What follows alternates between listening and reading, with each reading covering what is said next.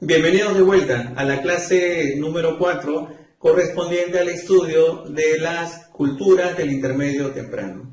Ya habíamos visto en el primer video el desarrollo de la cultura nazca, pues ahora vamos a hablar de la siguiente cultura. Y para eso quiero que por favor me ayudes analizando esta imagen.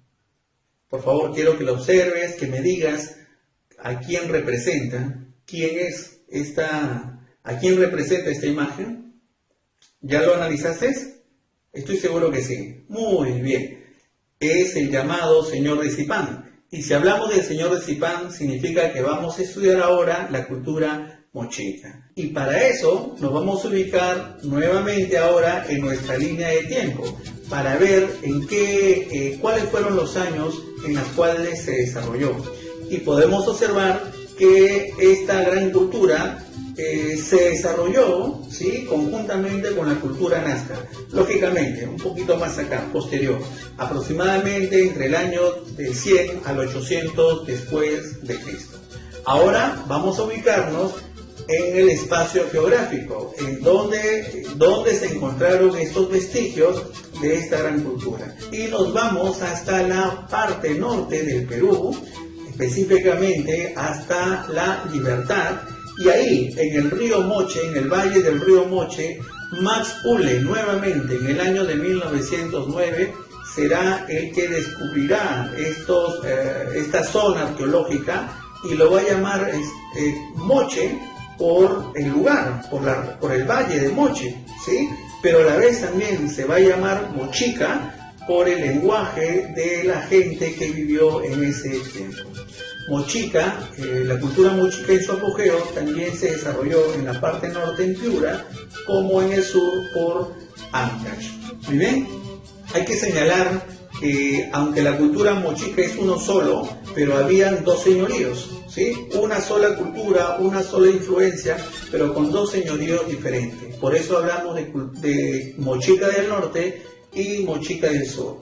Mochica del Norte en el Valle de Zipán y Mochica del Sur ahí en los rezos de la Huaca del Sol y la Luna. Y además los mochicas, como sus antecesoras, también desarrollaron la actividad agrícola.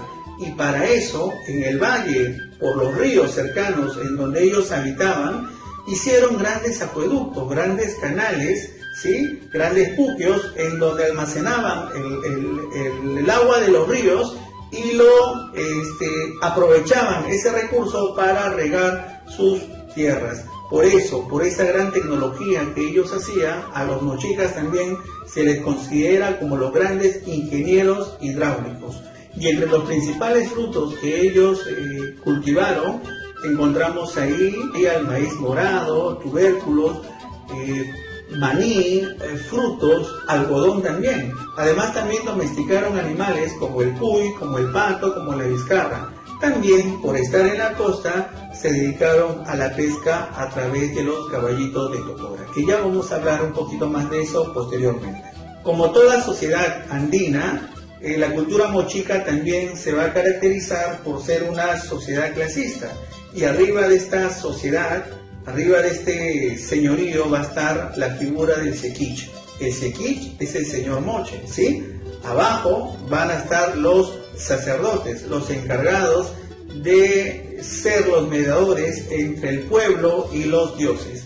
Estos sacerdotes son los que van a vivir en estos templos ceremoniales, en los templos del sol y la luna, y van a tener también gran influencia y poder. Pero arriba de esto siempre estará el sequich, que es el señor Moche. Hablar de la cultura mochica es hablar de sus grandes reyes, de sus grandes señores. Y en el año de 1987, dos arqueólogos peruanos, Walter Alba y Luis Chero, ahí en el Valle de Zipán, en el yacimiento arqueológico de Huaca Rajada, ellos descubrieron la tumba de un señor Moche. Y fue un descubrimiento muy grande que se expandió en todo el mundo y lo puso a la altura del famoso rey egipcio Tutankamón. ¿Y por qué lo puso a la altura? Porque encontraron a este rey enterrado con muchas riquezas, brazaletes de oro, orejeras, cetros, muchas cosas en oro y plata, haciendo ver la grandeza de este antiguo rey peruano. Más adelante vemos que en el año de 2007 también se descubrió otro resto correspondiente a la cultura mochica, pero para sorpresa de los arqueólogos, esta vez el resto fue de una mujer. ¿Y por qué digo sorpresa? Porque los vestigios encontrados fueron parecidos al señor de Zipán, pero esta vez la tumba correspondía a una mujer. Hallaron collares de oro, de plata, orejeras, collares, cetros, que hacen pues evidenciar de que la antigua mujer peruana también tenía un papel importante dentro de estas sociedades. Por eso, ahí en el lugar, en la Huaca del Brujo, a esta mujer se le bautizó con el nombre de la Dama del Cabo, ¿no? Entonces, con esto podemos observar, pues, ¿no? Evidenciar de que efectivamente ya la mujer peruana era importante en ese tiempo. En sus construcciones hechas de adobe, que se evidencia en los restos arqueológicos de la Huaca del Sol y la Luna, observamos que fueron centros ceremoniales donde vivían estos sacerdotes y donde ofrecían estos cultos. Pero también se observa en las paredes de estos templos, que son hechos de adobe, la figura del dios mochica, del dios Apayé, un dios a la cual eran entregados las ofrendas, habían también sacrificios humanos, ¿sí? Entonces era un dios importante. Pero también los mochicas tenían a la luna como diosa, a la diosa Shi, que es la luna. Incluso la consideraban más importante también que el sol, porque según los mochicas, ella regía las estaciones y podía ser observada tanto en la noche como en el día. Podemos resaltar dentro de uno de los aspectos culturales de los mochicas, su cerámica. Ella se caracteriza por ser bícroma, donde resaltan los colores rojo y crema.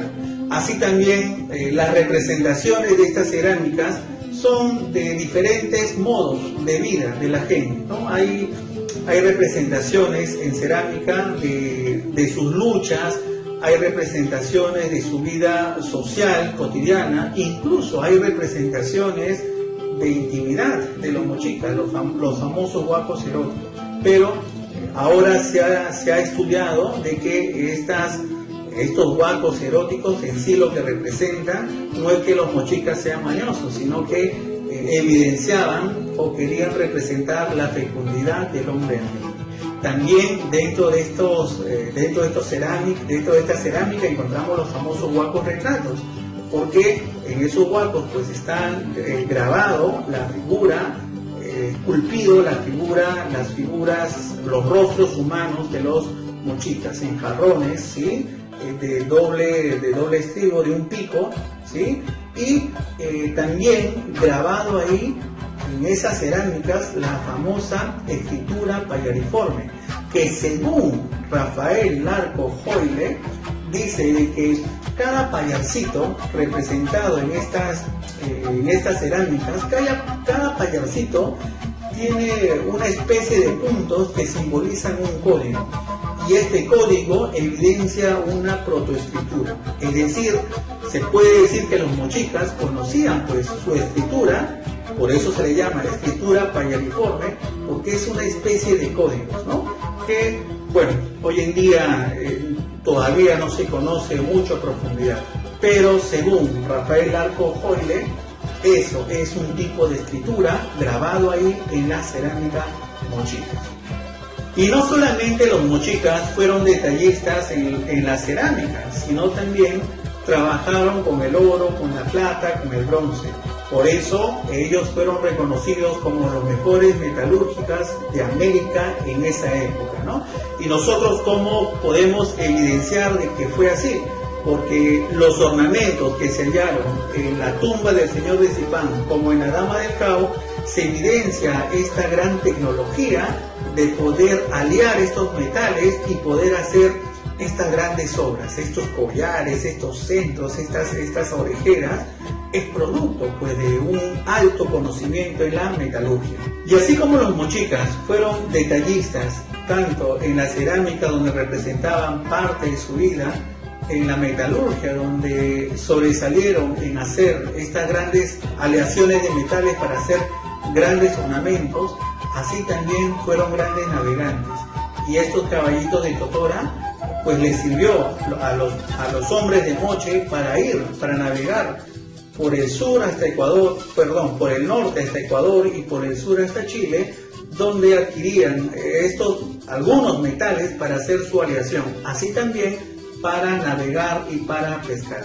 Y como toda gran cultura andina, que así como tiene un tiempo de auge, de conquista, de expansión, de sobresalir culturalmente, artísticamente, a través de su ingeniería hidráulica, a través de su cerámica, a través de su orfebrería, de la metalurgia, así también hay un periodo de decadencia. Y esta decadencia llega aproximadamente entre 700 y 800 después de Cristo, donde este gran pueblo belicoso, ¿sí?, guerrero, dominante, pues va a llegar a ser sometido por otro pueblo dominante. En este caso va a ser la cultura wari quien ponga fin a esta gran cultura que se desarrolló ahí en el Valle del Moche. Aunque los estudios dicen que no solamente desapareció Mochica por el sometimiento de los waris, sino también pudo haberse debido a las grandes ausencias de lluvia, a un fenómeno como la cultura del Niño que hizo que haya una gran sequía por muchos años, y esto hizo de que los pobladores de los Moches se trasladaran a otro pueblo, haciendo que su poderío se reduzca.